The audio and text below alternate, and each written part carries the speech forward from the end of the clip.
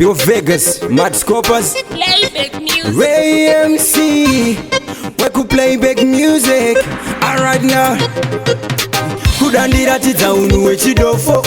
type yenyu tinorova magofo vanoda kunzi madharasi simba rekushanda havana vanoda zvemahara no for them me show them style and stamina na free them tell me are the winner on top of the game ndakavapina me about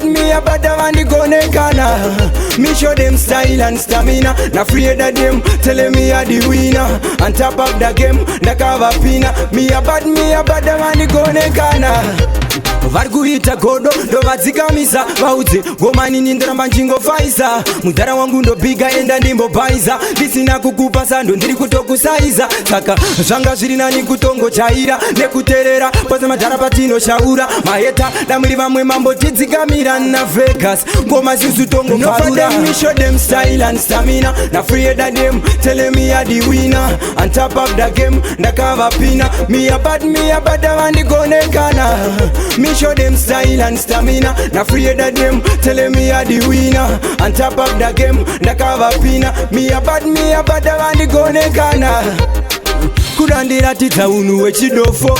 type yenyu tinorova magofo vanoda kunzi madharasi simba rekushanda havana vanoda zvemahara kukwikwidzana neni ndisina basa nemi manje yamunigone muchakuvara neni ndo zvamunogona kuti teki neni nyangwe mukadini hamupe mafanana neni no for them me show them style and stamina na free them tell me are the winner on top of the game ndakavapina me about vandigonekana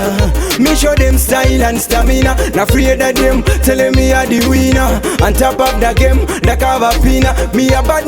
vandigonekana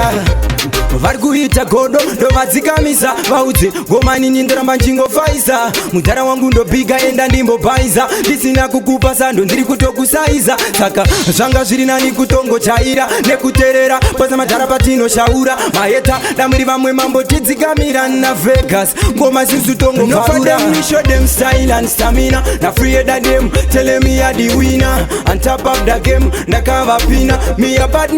vandigonekana me show them style and stamina na free them tell me are the winner on top of the game ndakavapina me about vandigonekana